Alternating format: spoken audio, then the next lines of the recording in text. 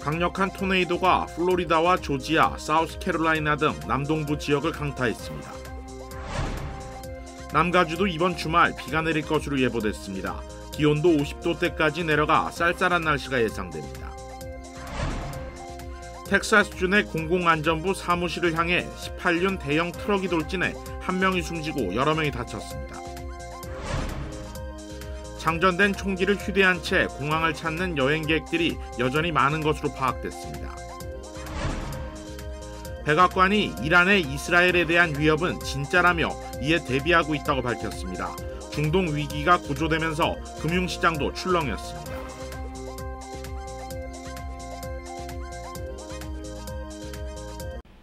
시청자 여러분 안녕하십니까? KBS 아메리카 뉴스입니다. 강력한 폭풍우가 남동부 지역을 덮쳤습니다. 국립기상청은 토네이도와 홍수경보를 발효하고 시민들의 주의를 당부했습니다. 국립기상청은 플로리다와 조지아, 사우스캐롤라이나 등 남동부 지역 일대 홍수와 토네이도 경보를 발효했다고 밝혔습니다. 어제 시작된 강력한 폭풍우는 지금도 이 지역에 많은 비를 내리게 하고 있습니다. 미시시피주에서는 사망자 1명이 보고됐으며 뉴올리언스에서는 건물 붕괴와 침수 피해가 잇따르고 있습니다. 토네이도에 의한 피해도 점차 확산되고 있습니다. 토네이도가 휩쓸고 지나간 지역에는 정전 피해가 잇따르고 있고 건물이 무너지는 사고도 발생했습니다. 국립기상청은 주말 동안 이어질 폭풍우에 대응하기 위해 가정 내 비치된 발전기를 점검하고 비상식량을 구비해둘 것을 권고했습니다. 남가주 지역에도 비가 예보되고 있습니다. 이번 비는 주말 동안 이어질 전망입니다. 국립기상청은 어제까지 남가주 지역에 이어지던 무더위가 한풀 꺾이면서 기온이 차츰 내려간 뒤 주말인 내일과 모레 비가 내릴 것으로 예보된다고 밝혔습니다. 이번 비는 봄 폭풍의 영향이라는 것이 국립기상청의 설명인데 이번 주말에는 50도 후반에서 60도 초반의 쌀쌀한 날씨가 이어질 것으로 보입니다. 오늘 오전에는 어젯밤 사이 끼인 안개가 걷히면서 지역에 따라 약한 빗방울이 내리기도 했습니다. 국립기상청은 주말 동안 0.5인치에서 1인치 사이 강우량이 내릴 것으로 전망되며 6,000피트 이상 고지대에는 눈이 내릴 것이라고 예보했습니다. 이번 비는 주말이 지난 뒤 그치고 다음 주 수요일쯤에는 80도대의 더위가 찾아올 것으로 전망됩니다. 빗길 안전사고도 주의하셔야겠습니다. 오늘 오전 뉴욕에서는 빗길에 스쿨버스가 미끄러지면서 버스에 타고 있던 학생들이 부상을 입었습니다. KBTV 방복현 기자입니다. 어제부터 내린 비가 오늘 낮까지 이어지면서 도로가 곳곳에 물에 잠기고 빗길이 미끄러워 안전운전에 각별히 신경 쓰셔야겠습니다. 오늘 오전 뉴욕주 웨스트체스터에서 스쿨버스 한 대가 SUV 차량과 충돌해 스쿨버스에 탑승 중이던 학생 5명이 부상을 입는 사고가 발생했습니다. 오늘 오전 9시 30분경 웨스체스터 카운티 내 요크타운에서 소형 스쿨버스와 SUV 차량이 충돌하며 스쿨버스의 앞면이 형체를 알아볼 수 없을 만큼 심하게 찌그러지고 훼손됐습니다. 스쿨버스와 충돌한 검은색 SUV 차량 역시 오른쪽 앞바퀴가 빠지고 차체가 내려앉으며 심하게 훼손됐습니다. 이번 사고로 스쿨버스 안에 탑승 중이던 고등학생 7명 가운데 5명이 부상을 입고 병원으로 이송됐습니다. 수사당국은 생명에는 지장이 없는 상태라고 덧붙였습니다. 요크타운 경찰국은 초기 수사 결과 SUV 운전자가 의학적으로 응급 상태에 빠지면서 스쿨버스와 충돌하게 된 것으로 파악됐다고 밝혔습니다. 사고를 낸 SUV 차량 운전자 역시 검진을 위해 병원으로 이송됐습니다. 이번 사고로 웨스트체스터 바저 스트릿과 와일드우드 스트릿 잉글 루트 132 도로가 폐쇄됐으며 여전히 수사는 진행 중입니다. KBTV 뉴스 방복현입니다. 한미 해군과 일본 해상자위대가 합동 해상훈련을 전개했습니다. 북한의 핵과 미사일 도발 대응 능력을 올리기 위한 목적이었습니다. 관련 소식 송금한 기자가 보도합니다. 미 해군 항공모함 시어도 루즈벨트함의 비행갑판. F-18 슈퍼호넷 전투기가 엔진 굉음과 함께 속도를 내더니 수초 만에 출격합니다. 승조원의 수신호에 맞춰 다른 전투기들도 갑판에서 날아오릅니다. 이틀 동안 제주 남방 공해상에서 한미일 연합훈련이 진행됐습니다. 북핵 위협 등에 대비한 이번 훈련에는 미 해군의 핵 항공모함을 비롯해 우리 해군 이지스 구축함 서해 류성룡함, 일본 해상자유대의 구축함 아리아케함 등 군함 6척이 참가했습니다. 90여 대의 함재기가 실려 있어 떠다니는 군사기지로 불리는 미 핵추진 항모 루즈벨트함 내부도 한미일 취재진에게 이례적으로 공개됐습니다. I will tell you that with our allies, with our partners in the region, we are well prepared and postured to defend ourselves and defend our allies. 최근 북의 탄도미사일 발사 등 점증하는 위협 속에서 이번 훈련은 한미일의 공동 대응 능력을 향상시키는 데 중점을 뒀습니다. 지난해 8월 캠프 데이비드 합의에 따라 한미일 국방당국이 공동으로 수립한 3자 훈련 계획의 이행 차원이기도 합니다. 북한의 잠수함 발사 탄도미사일 등 수중 위협에 대비한 대잠전 훈련과 북의 불법적인 대량 살상 무기 해상 운송을 차단하기 위한 훈련도 실전처럼 진행됐습니다. KBS 뉴스 송금환입니다.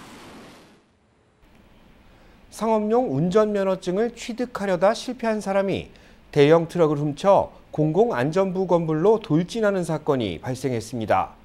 오늘 오전 텍사스에서 발생한 이번 사건으로 16명이 부상을 입었습니다. KBTV 기련민 기자의 보도입니다.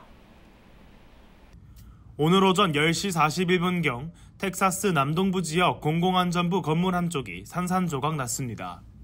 잔해더미 뒤로는 건물을 향해 돌진했던 18륜의 거대한 트럭이 멈춰서 있습니다. 건물과 트럭 모두 크게 파손됐고 이번 사고로 1명이 사망하고 최소 15명이 부상을 입었습니다. 사상자 중에는 사무실 직원뿐 아니라 용건이 있어 찾아온 주민들도 포함됐습니다. 매우 위독한 상태인 부상자 3명은 헬리콥터를 통해 지역병원으로 급히 이송됐고 나머지 부상자는 구급차로 실려가거나 현장에서 치료를 받았습니다.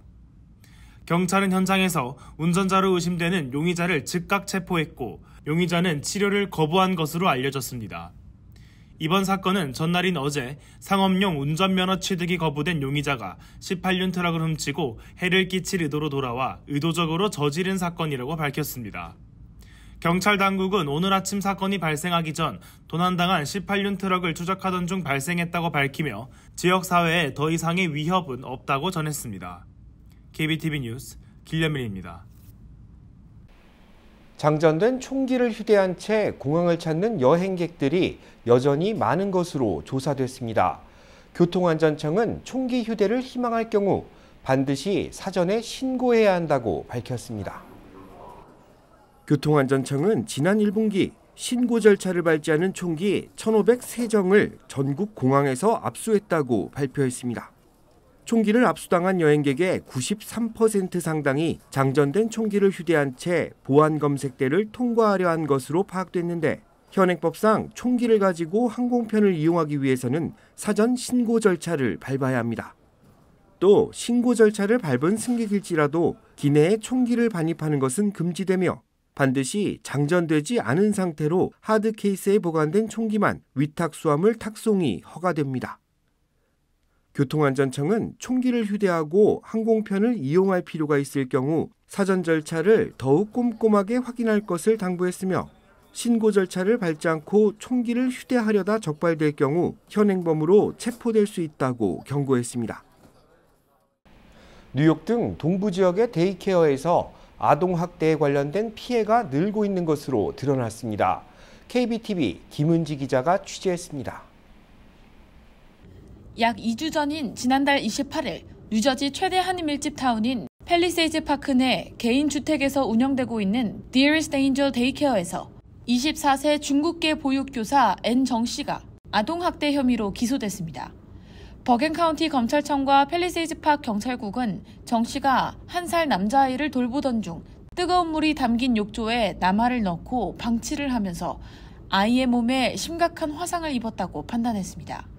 지난 9일에는 애틀란타 소재 선샤인하우스 어린이집의 보육교사인 애슐리 마리오 코노가 2살 아이를 바닥으로 끌고 다니며 머리를 때리거나 여러 차례 바닥에 쓰러뜨리고 담요로 얼굴을 덮어 숨을 못 쉬게 하는 등 가혹 행위를 일삼아온 것으로 드러나 아동학대와 가중폭행 혐의로 체포됐습니다. 같은 날 엘라바마에서도 한 교회에서 운영되는 데이케어에서 59세 보육교사가 나무 숟가락으로 아이들을 때리고 물어뜯는 등의 처벌을 가한 것으로 드러났습니다. 이를 아동학대로 신고하지 않은 이 교회 목사와 데이케어 원장 등 총 3명이 함께 기소됐습니다. 한편 지난달 초 사우스캐롤라이나 소재 마이 선샤인 아동발달센터에서 아이들을 발로 차고 구타하는 등의 혐의로 구금됐었던 한 전직 교사가 지난 10일 석방됐습니다. 법원은 석방된 교사 알렉산드리아 알라보에게 자신의 자녀 외 모든 아이들에게 접근 금지 명령을 내렸고 GPS 위치 추적기를 착용할 것을 지시했습니다. KBTV 뉴스 김은지입니다. 택배 도난 사건이 늘면서 예방책이 절실한 상황입니다. 뉴욕시는 이 같은 범죄 피해를 예방하기 위해 무료 택배 보관 서비스에 돌입했다고 합니다. 보도에 KBTV 전상희 기자입니다. 뉴욕시에서는 하루 평균 9만 건 이상의 택배 도난 사건이 접수되고 있습니다. 도난당한 피해를 입는 주민이 꾸준히 급증하자 뉴욕시는 무료 보관 서비스인 락커 NYC 시범 시행에 돌입한다고 밝혔습니다.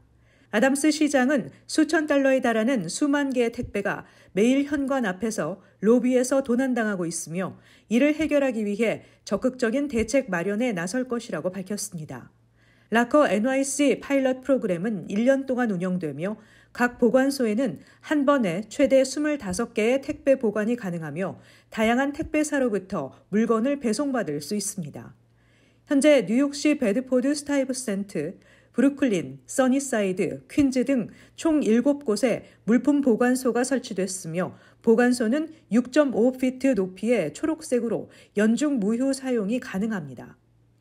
보관소는 특정 택배사가 아닌 UPS, DHL 등 배송업체가 모두 접근할 수 있습니다. 뉴욕시는 물품 보관소 설치를 통해 택배 도난을 막아낼 뿐 아니라 집집마다 돌아다니며 차를 세우고 택배를 전달하는 운송업체들의 시간적 노력과 배송 차량 주차, 그리고 이로 인한 교통체증이 33%가량 낮아질 것으로 전망했습니다. 제니퍼 라스쿠마 뉴욕주 하원 의원은 자신도 택배를 도난당한 경험이 있다며 뉴욕시 행정부가 적극적으로 대책 마련에 나섰으며 이를 통해 도난 사건이 근절되길 바란다고 말했습니다. KBTV 뉴스 전상입니다.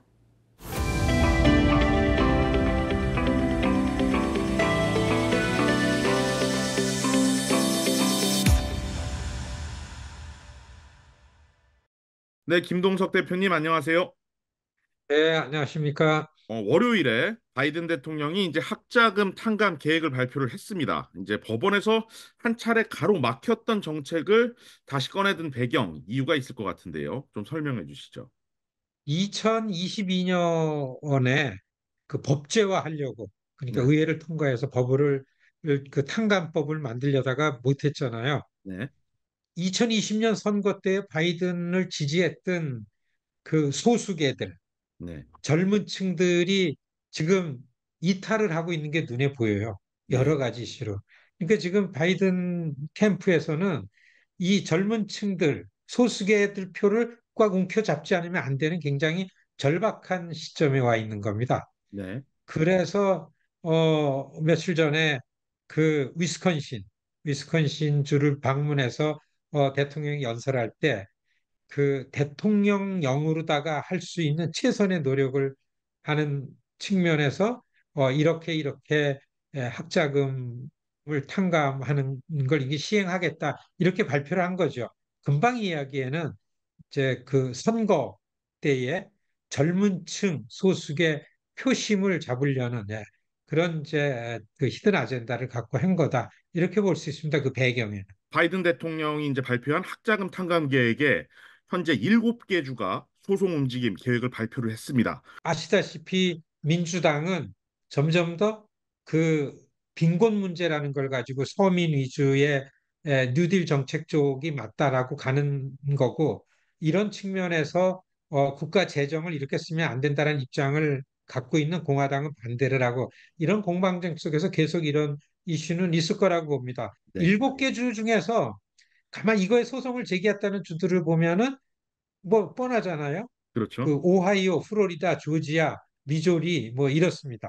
네, 그 오클라호마도 있나? 하여튼 7개 주를 이렇게 몇 명을 보니까 이게 그 정파적인 이슈화 됐구나. 사실은 이게 소수계를 위하고 서민들을 위하는 것인데 자본 논리를 보면은 좀 그렇죠. 네가 돈 빌려갔으면 그걸 왜 깎아달래? 너 잘 벌어가지고 갚지.